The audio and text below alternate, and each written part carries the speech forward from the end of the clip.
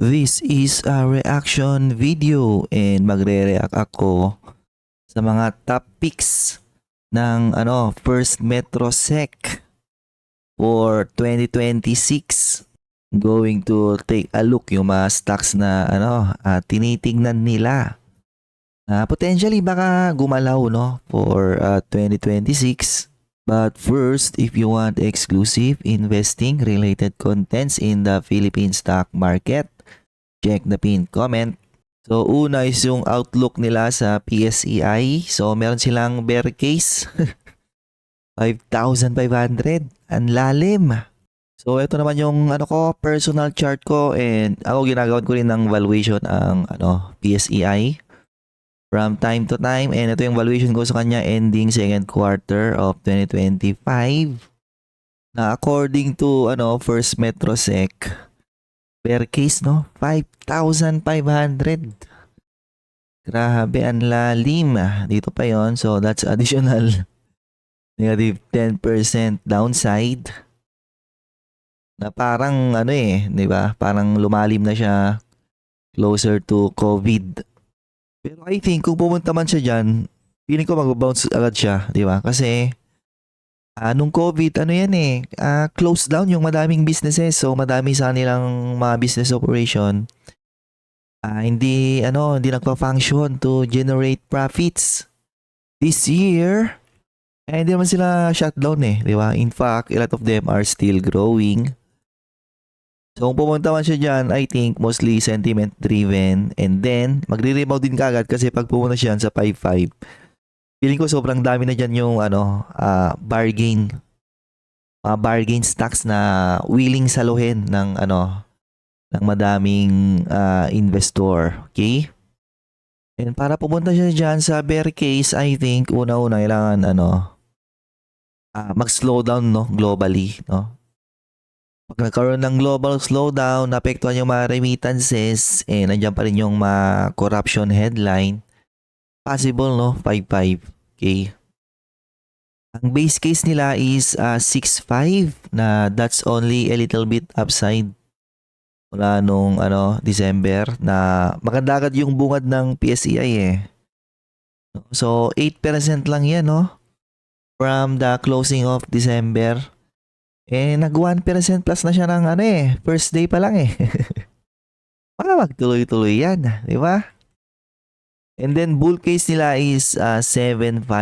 Na 7.5, yan din yung lumabas sa aking medium term na target. Ayan 7.1 to 7.4. So assuming punta siya ng 7.5, that's bull run.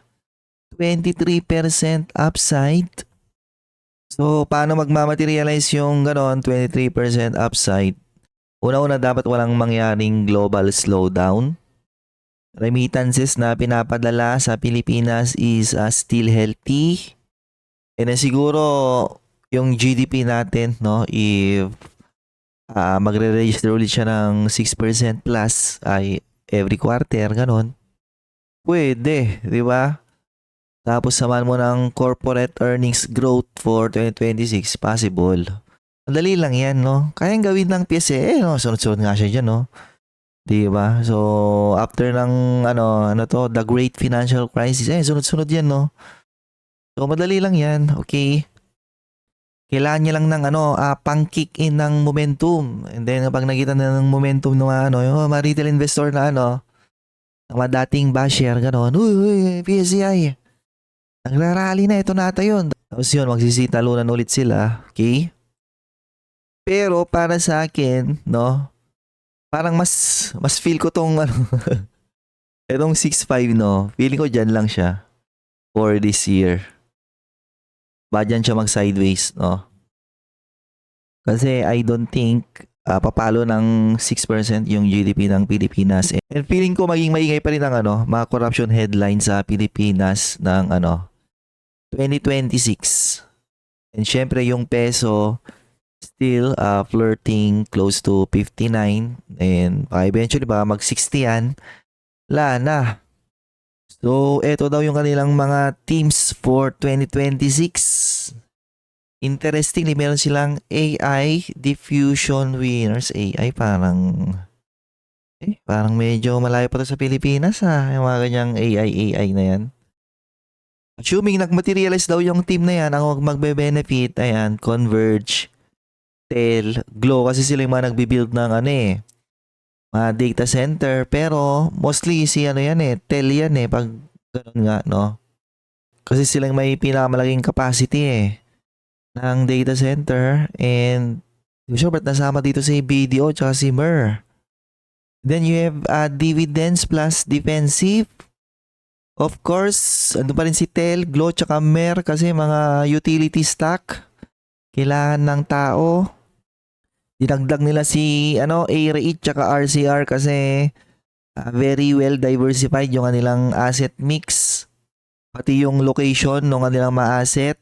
Kaya medyo siguro may pagka-stable yung binibigay nila na dividend. Then of course, you have P-Gold and URC, mga consumer staple stocks. And then you have large cap cyclical. Ando na naman si BD, wala, no? Pag flattish yung growth ni BDO this year, pati si BPI, wala to, no? Ang sell down yan Doon pa rin yung dalawang SM, no? SM, wala din. Still trading at premium multiples relative sa kanilang industry. Same thing with Ali, wala din to para sa akin, no? Then you have JFC. Mukhang tapos na yung maliligayang araw ni JFC Anyways, ito yung kanilang top picks. The first one is A-Rate. So, 12-month target. So, in terms of valuation, no? Walang upside, pero nilagay nila dyan siguro kasi because of the dividend yield. Diba? The juicy dividend yield na hinahabol ng mga retail investor. So, wala daw siyang upside this year according to them. Pero, doon pa rin yung dividend yield niya na sa akin nasa 5% something. Okay? You have Ali, target 28. Wala. Feeling ko mangangalahati pa to no? Kung talagang magpapantay yung kanyang multiple with the likes of Robinson and Mega World, mangangalahati pa to Otherwise, kung ayaw niyang mangalahati ng kanyang stock price, kailangan maganda-ganda yung gawin niya na growth ng 2026. Siguro mga strong na double-digit growth. Kung hindi niya magagawa yun, feeling ko tuloy-tuloy pa yan So kung ako lang, iiwas ako dyan. Okay. Next is BPI na wala din to, no?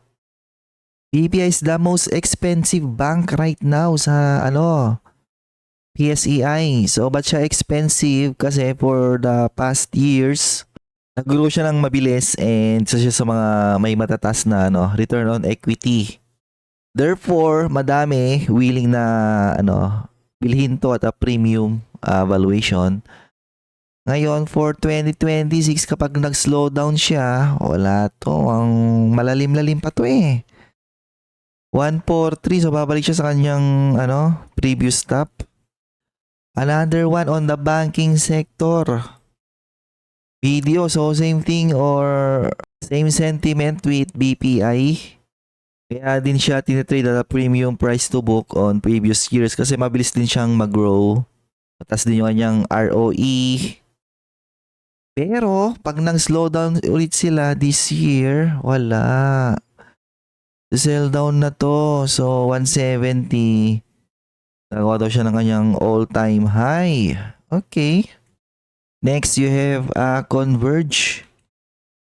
Na, 20 pesos. So, pwede, no? Kasi parang ganyan din mo lumalabas sa valuation ko rito.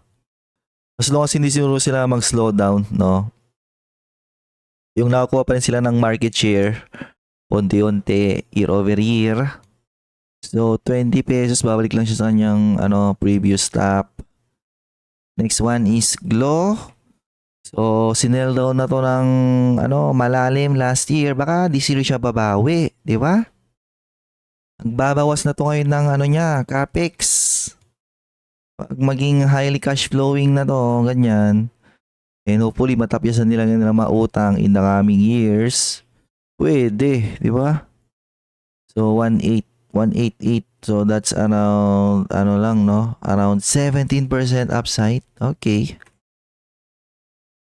Kapag biglang natuloy yung IPO ni GCash, nako, maganda rin sa kanya yon. Malaki-laking capital yung maliraise nila doon. Okay. Next is JFC na wala to. Tapos na yung growth story ng JFC in my personal. Naging na sila no, parang wala lang. Gusto na nilang maging holding company na ng mga pagkain. Bili ng kung anong klase ng brand. Nakaramihan sa mga binibili nila or in-acquire nila na brand, di na magmamaterialize no? So all of those things are capital destruction. So, possible bang bumalik siya sa 300? Yes, kung lahat ng in-acquire nila in the past na mga brand, mag-materialize. Ang problema, hindi nga nagmamaterialize So, 300 para sa yun, parang medyo malabo na yan di ba? Next is Mer. Kung dami nagsasabi, overvalued na daw to kasi pangat ng pangat. Kung grow naman siya ng grow every quarter. Diba? Problema sa inyo. Kapag isang company nag-grow, especially every quarter, yung valuation niya, nag-improve yan. So, 650, there's still around 11.8% upside. And may paparating doon na isang malaking growth driver, no? Yung kanyang Terra Solar.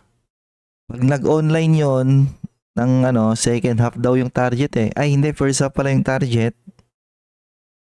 Mag-contribute siya ng kahit sabihin mo ng mga fourth quarter na, ang malaki-laking yun growth driver. You have Tel na pinadapa din last year.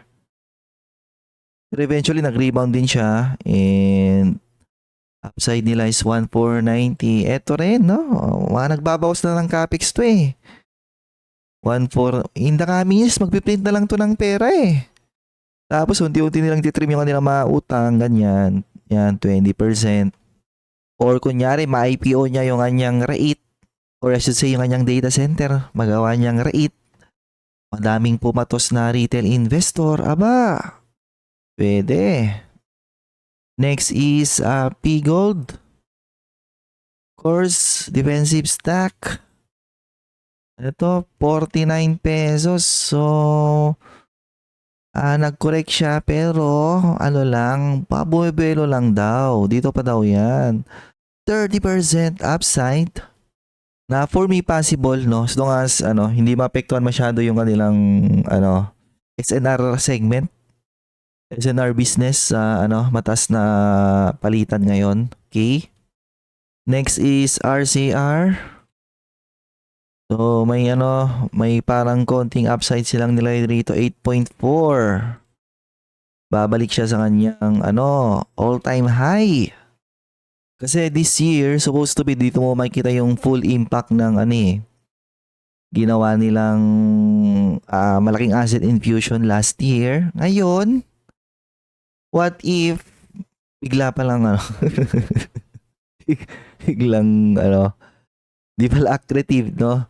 Dilutive pala yung asset infusion na yon. Possible bumagsak yan Okay? Then next you have SM, wala to, no? Wala. Another blue chip stock na nabigyan ng masyadong premium na relative to other companies na nasa holdings na sector.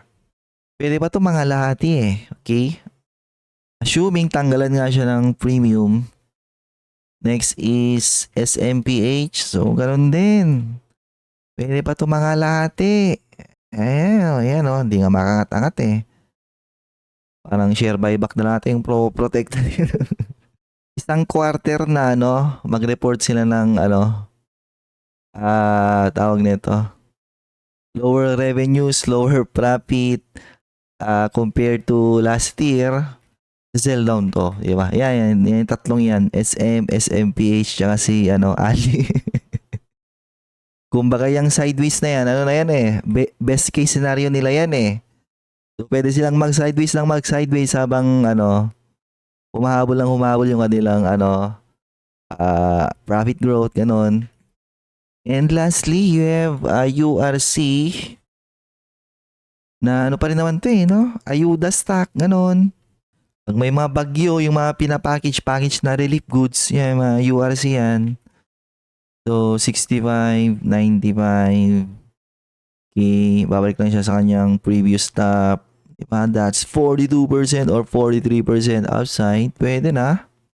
So, sa mga to, hindi ako agree kaya, no? Ito, SMPH, SM, Ali, and ito rin pala, no? BPI tsaka BDO. So, may bias ako sa nila na, bumagsak, and best case is mag-sideways sila ng 2026.